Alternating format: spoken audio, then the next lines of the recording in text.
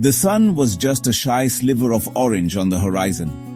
It painted the sky with soft, hopeful colors. In our small village, this was the quietest time of day.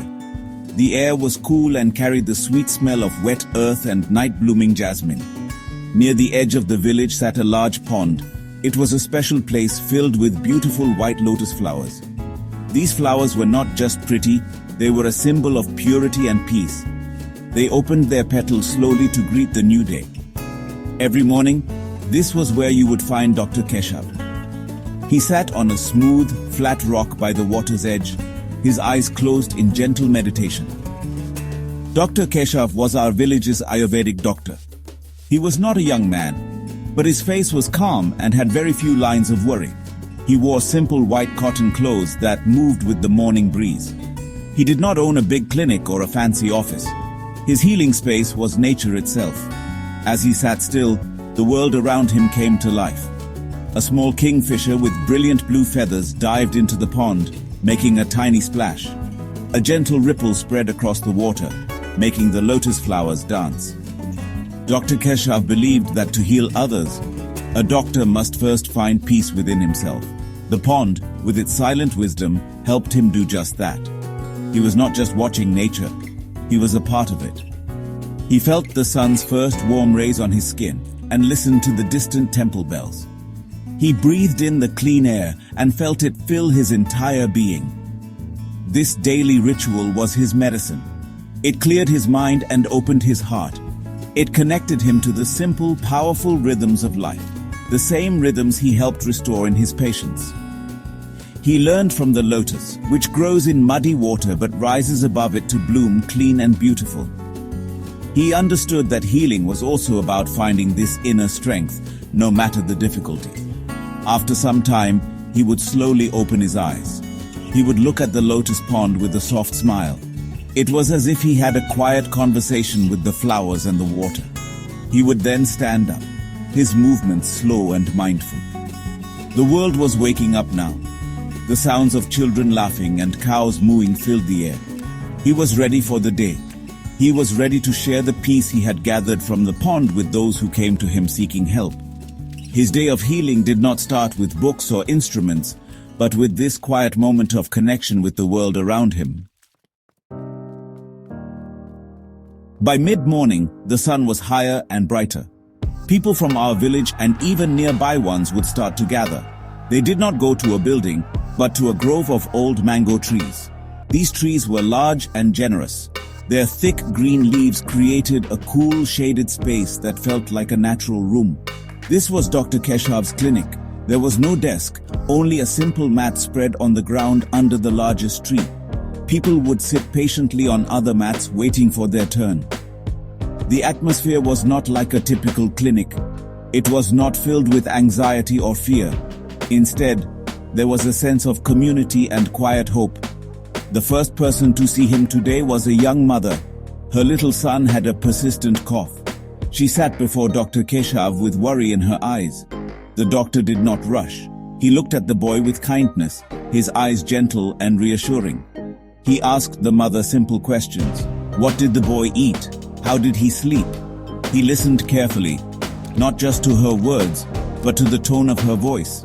He then gently checked the boy's pulse, his touch light and knowing. He explained that the changing weather was the cause. He did not prescribe expensive medicines. Instead, he told her about a simple syrup she could make at home. He told her to use ginger, honey, and a little bit of tulsi, or holy basil, from her own garden. He described exactly how to prepare it. He spoke in a language she understood, using examples from everyday life. He even made the little boy laugh with a small story about a playful squirrel in the mango tree above them. The mother's face relaxed. She felt heard and understood. She was not just given a prescription, she was given confidence. She knew she could help her child with things that grew right in her own backyard. This was Dr. Keshav's way. He empowered people. Another person came forward, an old farmer with aching knees. He had worked in the fields his whole life. He complained that the pain was worse in the mornings. Dr. Keshav nodded with deep empathy. He knew the life of a farmer was hard. He suggested a special oil massage. He described the herbs to use and showed the farmer's son how to apply the oil with gentle circular motions. He also recommended some simple stretching exercises. He said, "Your body is like the soil, my friend. It has worked hard for you. Now it needs some care and nourishment to be strong again." The farmer left with a smile, feeling respected and cared for. What made Dr. Keshav so special was not just his knowledge of Ayurveda, it was his deep humility.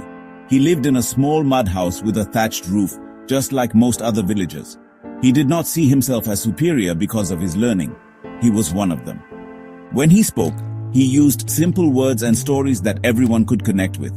He knew every family by name and understood their lives. He knew whose cow had just had a calf and whose daughter was getting married. This connection was a powerful part of his healing. People trusted him not just as a doctor, but as a friend and an elder. He never asked for a fixed fee. People gave him what they could. Sometimes it was a small basket of fresh vegetables from their garden. Other times it was a pot of homemade ghee or a handful of rice. An old woman once gave him a beautifully woven mat, her hands gnarled with age but her heart full of gratitude.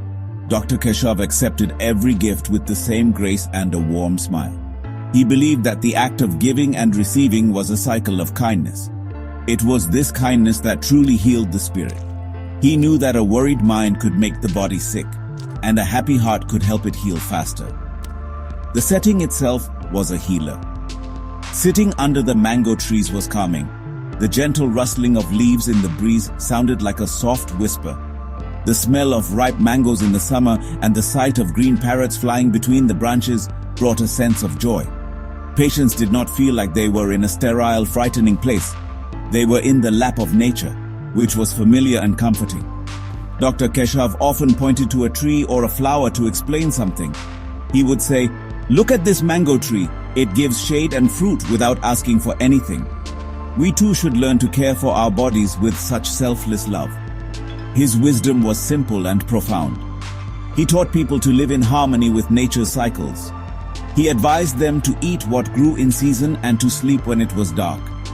He reminded them that their bodies were made of the same elements as the world around them: earth, water, fire, air, and space.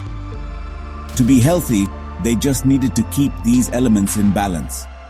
He was not just a doctor who treated diseases. He was a teacher who taught a way of life, a life of simplicity, contentment, and connection to the earth that sustained them all. As the afternoon sun softened into a golden glow, the last of the patients would leave. They left not just with remedies, but with lighter hearts. Dr. Keshav would sit for a few more moments under the mango tree, watching the children play in the distance. He would then pack his simple mat and walk slowly back towards his home. His steps were unhurried. He would greet everyone he passed, stopping to ask an old man about his health or to admire a child's drawing in the dust. He was a thread woven deeply into the fabric of the village. His presence was a source of stability and comfort for everyone. His day did not end with work. In the evening, he would tend to his own small garden. He grew many of the herbs he used for his medicines.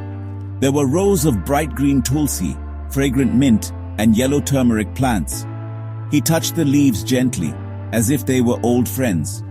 He believed that the energy of the person growing the herbs was as important as the herbs themselves. He tended his garden with love and care, and he believed this positive energy went into the medicines he prepared. It was a cycle of life, from the earth to the plant, from the plant to the person, and back to the earth again. Later, as twilight settled over the village, he would sit on the small veranda of his house. His wife would bring him a warm glass of milk with a pinch of turmeric and cardamom. They would sit in comfortable silence, watching the stars begin to appear in the dark sky. The sounds of the day would be replaced by the gentle chirping of crickets. There was no television, no loud noise, just the peaceful symphony of the night. This quiet end to the day was as important as the morning meditation. It was a time for gratitude and reflection, a time to absorb the peace of the world. This way of life was a medicine in itself. It was a life lived with awareness, kindness, and a deep respect for the simple things. Dr. Keshav's wisdom was not found in large complicated books, but in the lotus pond, under the mango trees, and in the hearts of the people he served. He showed our village that the greatest wealth is not money or possessions, but a healthy body, a peaceful mind, and a heart full of compassion. His life was a quiet lesson, demonstrating that true healing comes from living in harmony with nature and with one another.